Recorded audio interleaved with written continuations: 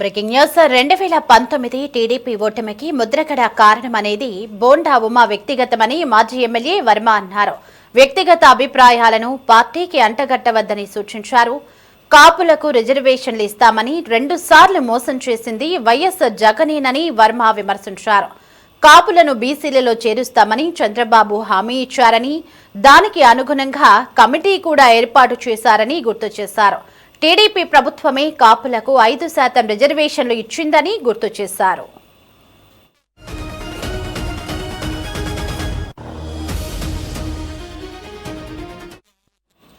అలాగే కాపులకు 3,100 కోట్ల రూపాయలను కార్పొరేషన్ ద్వారా ఖర్చు పెట్టారని చెప్పారు. ముద్రగడ దీక్ష విరమణ సమయంలో ప్రభుత్వం తరపున వెళ్లిన బృందంలో తాను కూడా ఉన్నానని, చంద్రబాబు మంచి ఉద్దేశంతో దీక్ష విరమణ చేసేలా కృషి చేశారని చెప్పారు. 4,500 మంది కాపు విద్యార్థులు విదేశీ విద్య ద్వారా చదవడానికి చంద్రబాబు అవకాశం ఇచ్చారని గుర్తు చేశారు. ఇక 2019లో ఓటమికి చాలా కారణాలు ఉన్నాయని, కాపు ఉద్యమం వలన పార్టీ ఓడిపోలేదని వర్మ స్పష్టం చేశారు. జగన్ అబద్ధపు ఆచరణకి నోచుకొని హామీలు ఇచ్చి ఒక్క ఛాన్స్ పేరుతో అధికారంలోకి వచ్చారని చెప్పారు. 2019 ఓటమికి కారణాలు ఏదైతే చెప్పారో బోండా ఉమ్మ గారు, అది ఆయన యొక్క వ్యక్తిగత అభిప్రాయం. నేను చెప్పింది ఏంటంటే, ఈవేళ నిజంగా నిస్వార్థంగా ఇచ్చిన మాట ప్రకారం కాపుల కోసం పనిచేసిన వ్యక్తి చంద్రబాబు నాయుడు గారు.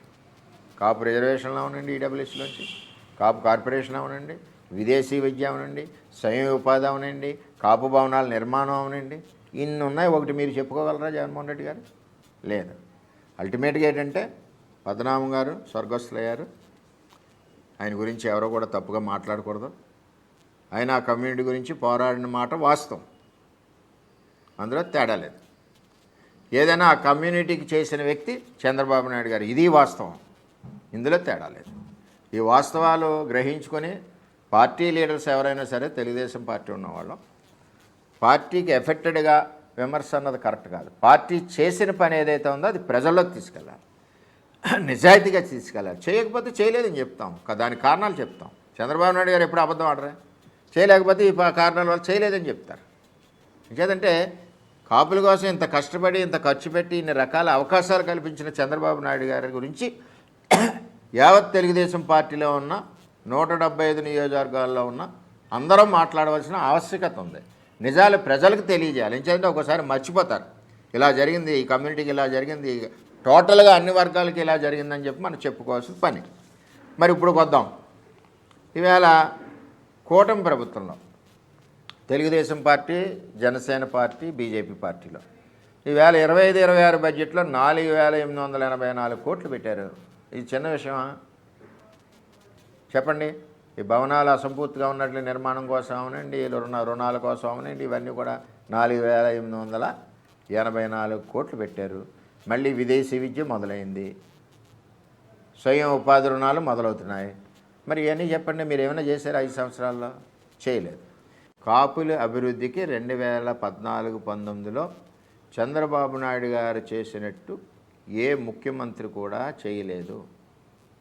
చాలామంది ఇచ్చారు ఉత్తరాలు, కోట్ల విజయభాస్కర్ రెడ్డి ఇచ్చాడు ఉత్తరం, సుఖమే ఉంది. ఈవేళ చంద్రబాబు నాయుడు గారు ఆచరణయోగ్యంగా చెప్పిన విషయానల్లా కూడా వాళ్ళకి ఇచ్చిన హామీ ప్రకారం వెళ్ళారు. చంద్రబాబు నాయుడు గారికి కులాలు ఉండవు.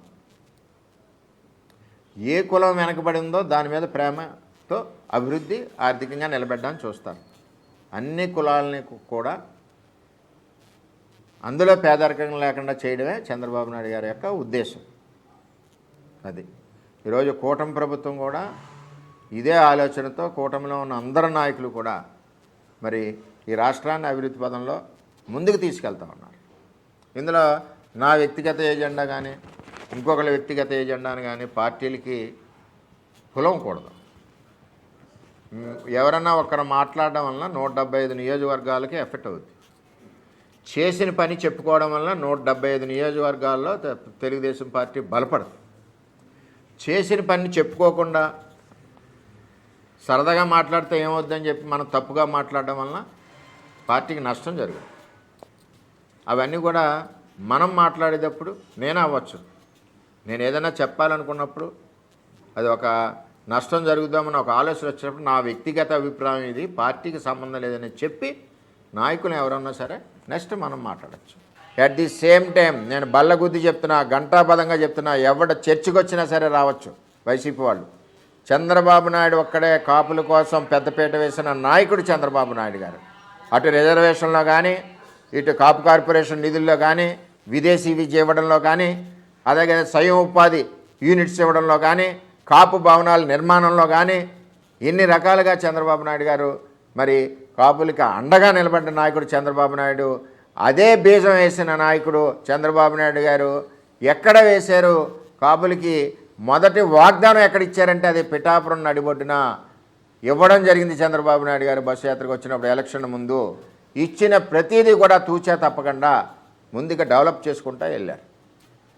ఈవేళ కాపులకి నిజమైన నాయకుడు, నిజంగా 14-19లో న్యాయం చేసిన నాయకుడు ఎవరంటే అది చంద్రబాబు నాయుడు గారు.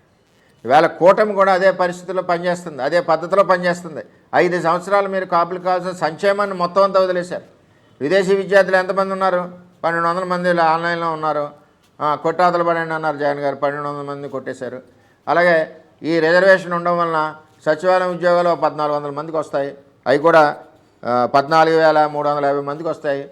ఆ రిజర్వేషన్ కూడా కొట్టాతలు పడమన్నారు.